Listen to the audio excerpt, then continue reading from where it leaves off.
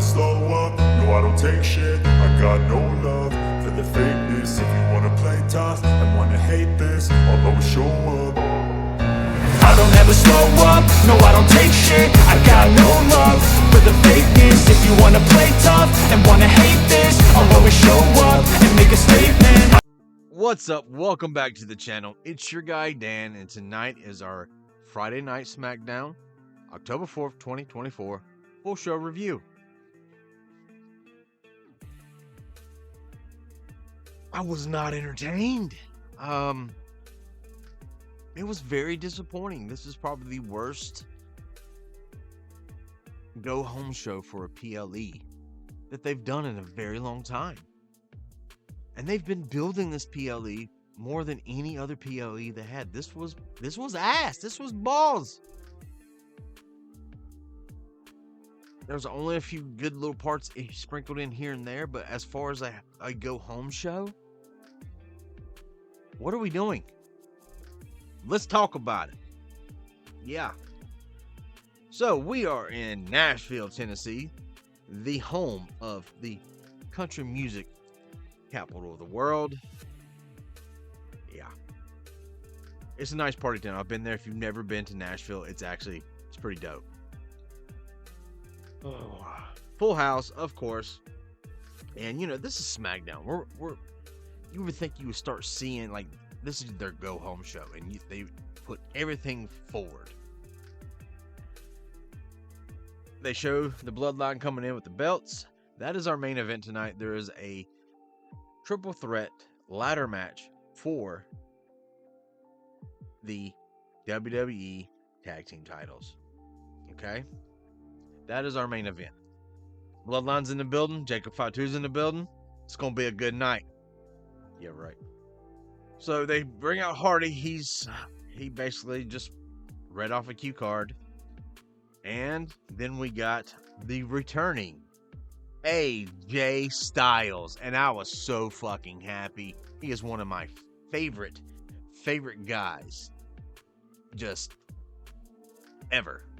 I love AJ Styles. I followed him throughout his whole career. He's not my favorite wrestler, but he's one of the greats for me. He's in my top 10, that's for sure. Oh, I was so hyped for this because they've been talking about it. And then Melo comes out and I was like, ooh, this is interesting. I'm gonna love this. Basically, Melo just went off balls went heel on AJ, and AJ now is a face. He's playing the face role. He came out, he apologized, and he's like, I know I've done some pretty bad things, and I'm working on that. He goes, I'm back now, and it's time to cement my legacy. And I was like, fuck yeah. AJ Styles back on my TV. I'm here for it. I was so happy. Melo comes out, talking junk, being the heel, and basically told AJ he's not who he used to be, and he's a veteran. And then AJ's like, hey, you know, I've been in the ring with LA Knight before, you know, he's tough. And then he's like, I don't have to take any advice from you. You're old news. And then so AJ said, how about this?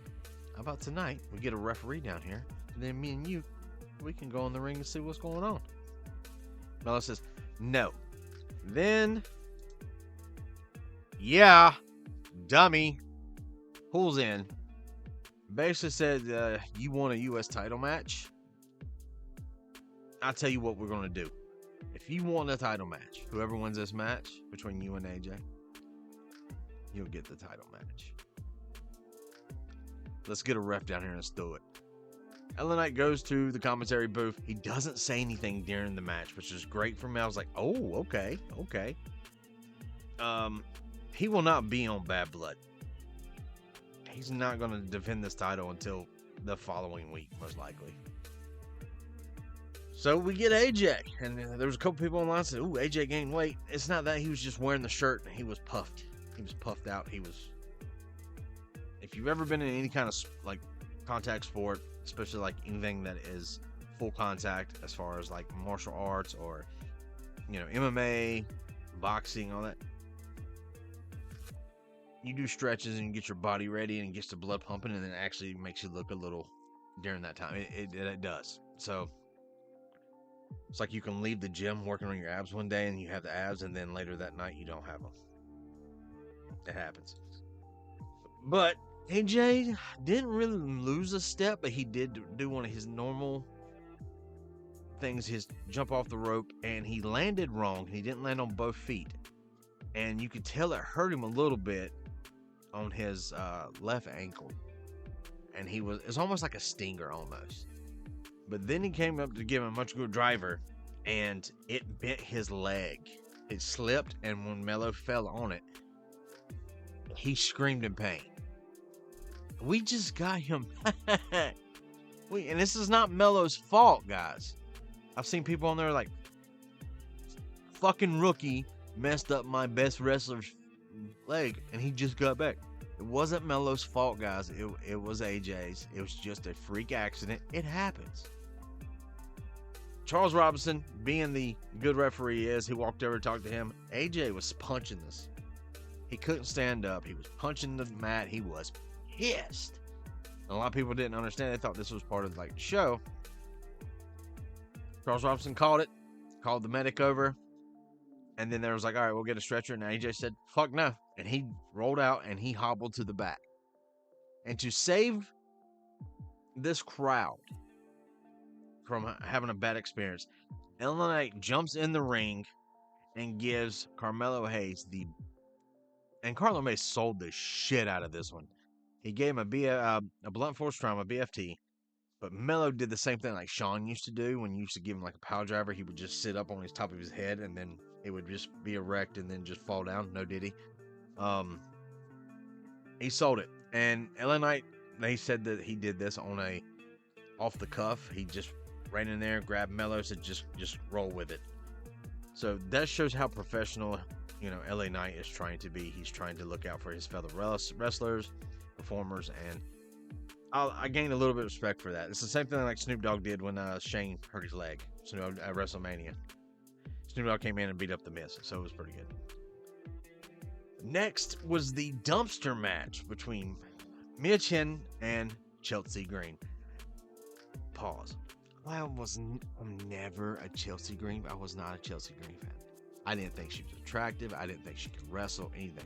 Since she's come up to WWE throughout the system, I love Chelsea Green. I think she's comedic gold.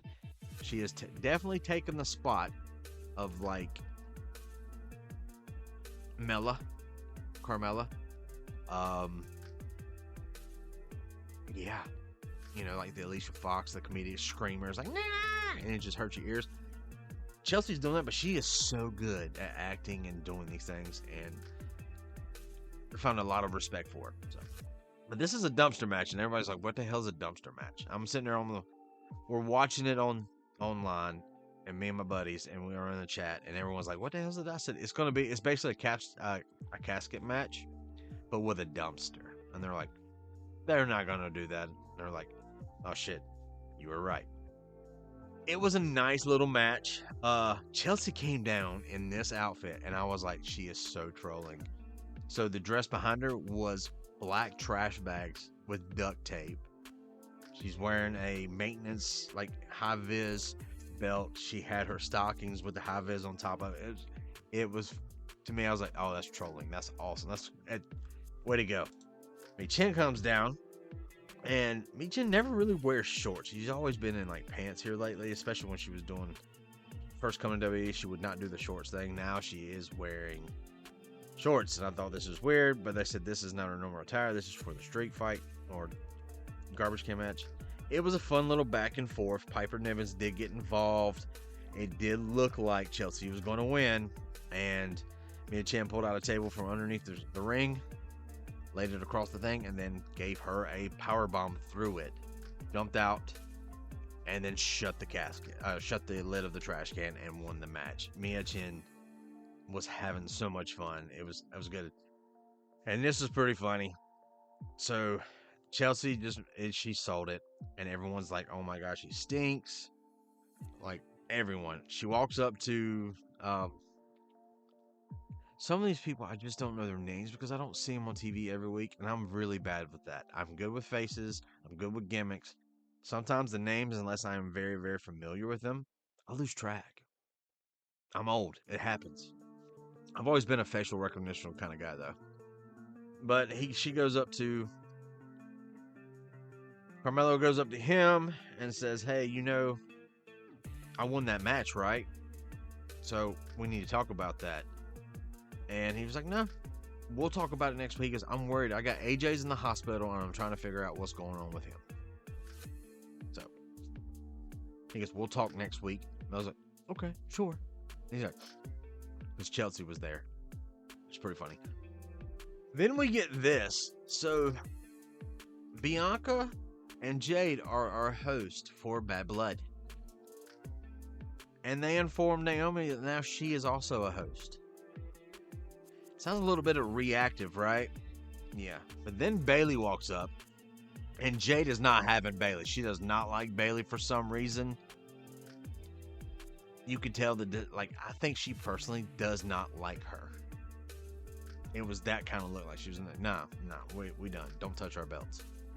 Yeah, bye, sis. And they walked away. Bayley said that she's happy that she's the host, and she's going to go out there and call Nia out. And she goes, "I promise you, when I beat her on Saturday, you're number one in line."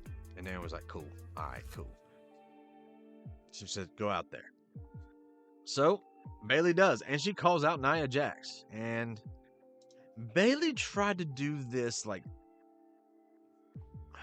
she called her a bitch on live TV, and I was like, "That's just not you, Pam." And they did call her Pam on accident. Tiffany Stratton did call her Pam.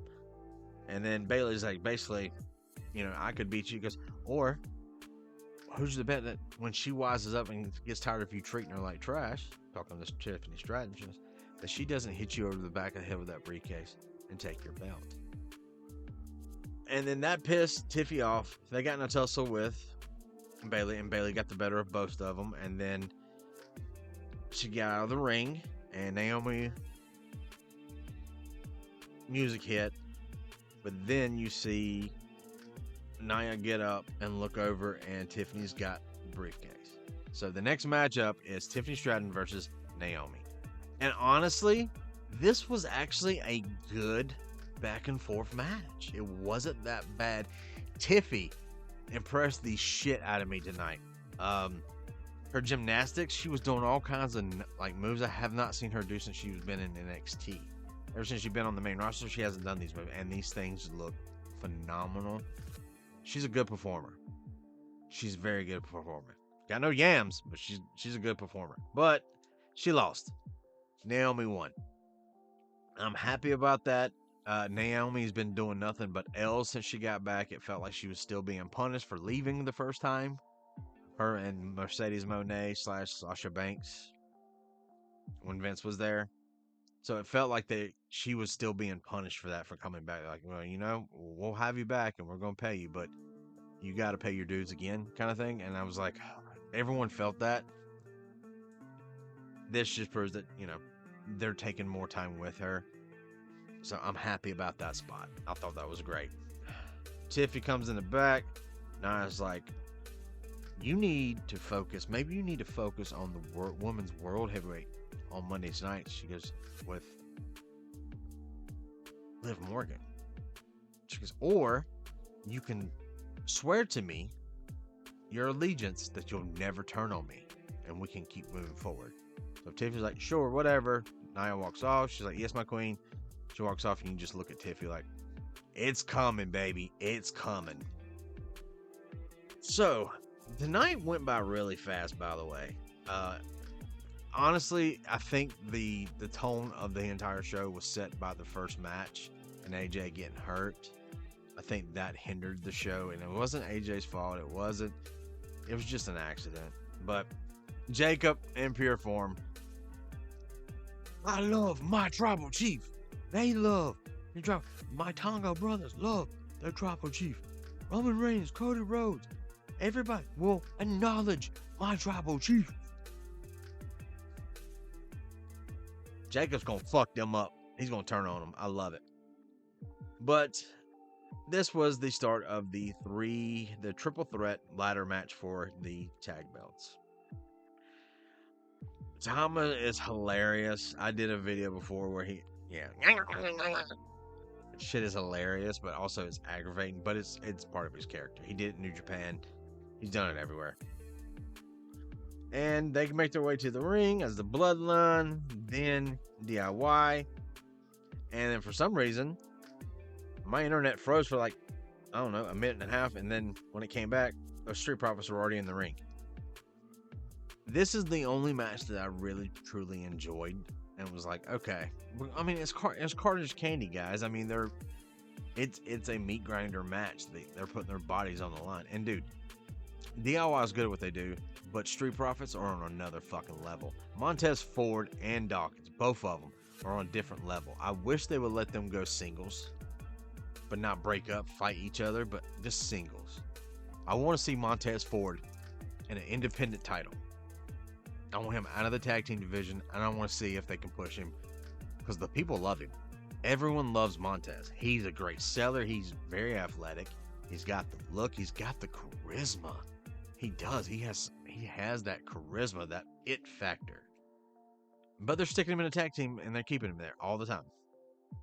When he was with the Hurt Business with Bobby Lashley, and they were trying to make a heel faction, I was like, here we go. This is going to work. And just WWE fumbled the ball again. Vincent K. McMahon. Dumbass. And what I mean by Street Profits, they've done a lot of things. But basically, Street Profits and DIY teamed up and they took out the Bloodline very first, and then that left them to go. There was a lot of ladder spots. There was a table spot. There was a bunch of spots. The coolest one, I screwed it up, but Montez Ford did a jumping off the turnbuckle over, clearing the ladder and grabbing him and basically just taking him down on the other side. I thought that was a beautifully done shot. I can't play videos because I'll get copyright struck, because, you know, it's not, they're on top of that. But Tanga Loa climbed the ladder and retrieved the belts to retain. Okay, I hear you, Botcha Mania. Okay. And that's what we left on. We had no Cody Rhodes. We had no Tribal Chief, no OTC, no Roman Reigns, nothing.